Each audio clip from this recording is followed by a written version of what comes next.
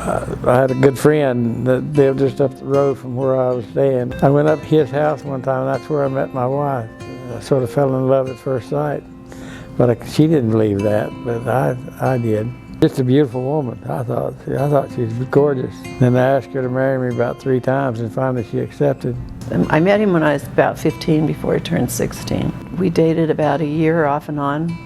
We couldn't get along half the time, which is kind of funny because we've been married a long time. We don't fight.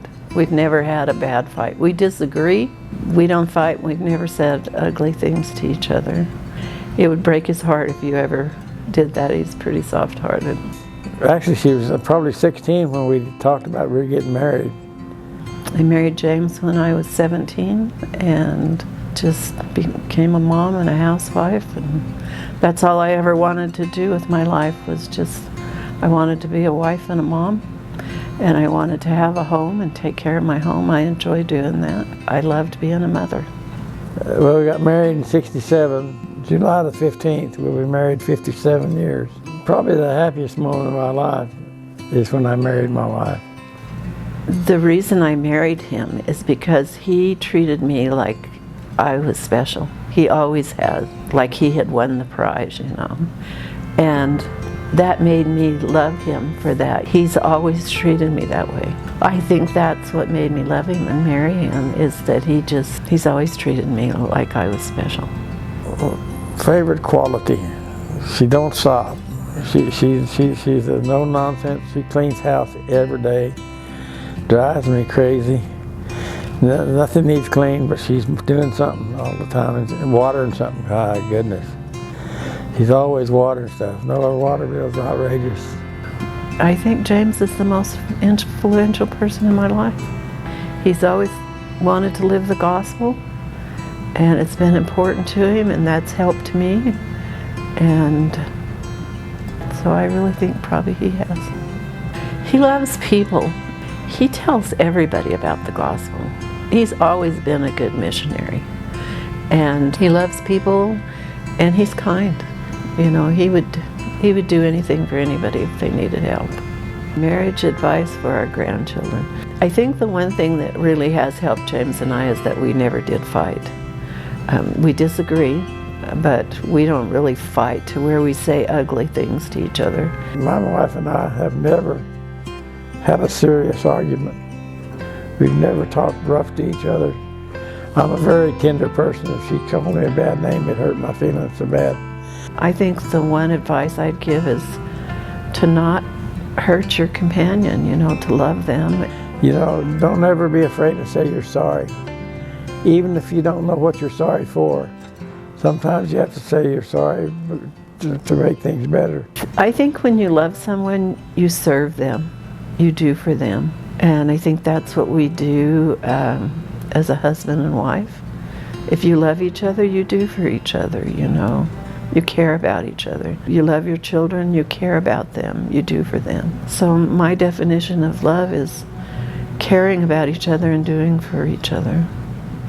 Being kind to each other, not afraid, ashamed to kiss her in public. You don't like that.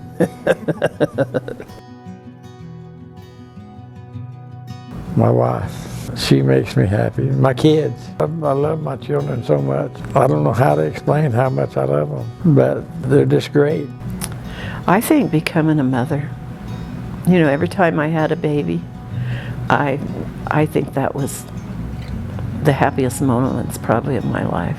I love my kids, our children and our grandchildren, and now our great-grandchildren. You know, it's good to see our posterity move on and accomplish good things. That makes me happy.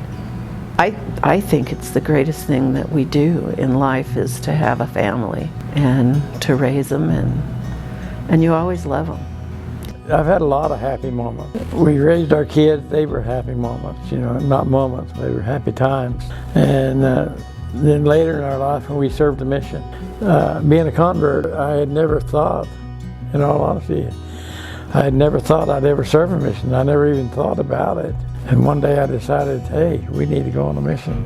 And we went on a mission to Alabama.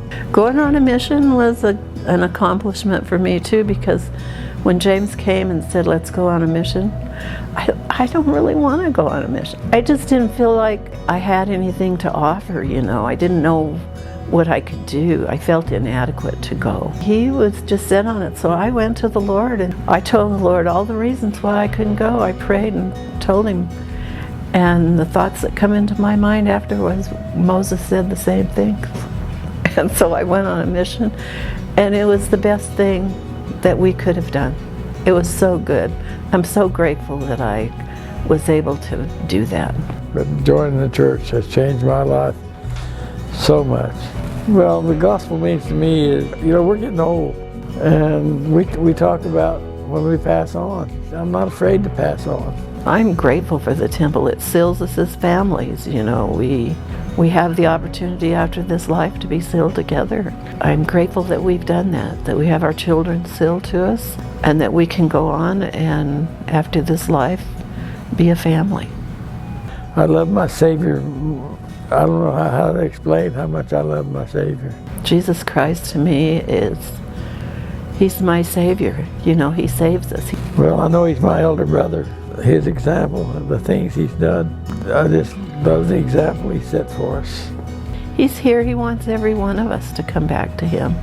And He's here to save each one of us. He's my Savior and my help here upon the earth. When I bear my testimony, I always bear my testimony how grateful I am that the Lord worked to save me, because He really did. I know that I am important to Him. I know He's there. I'm grateful that I changed my life and have lived the gospel. It's made my life better. We've had hard times, we all do, you know, but having the gospel in our lives has helped us to make it through all that.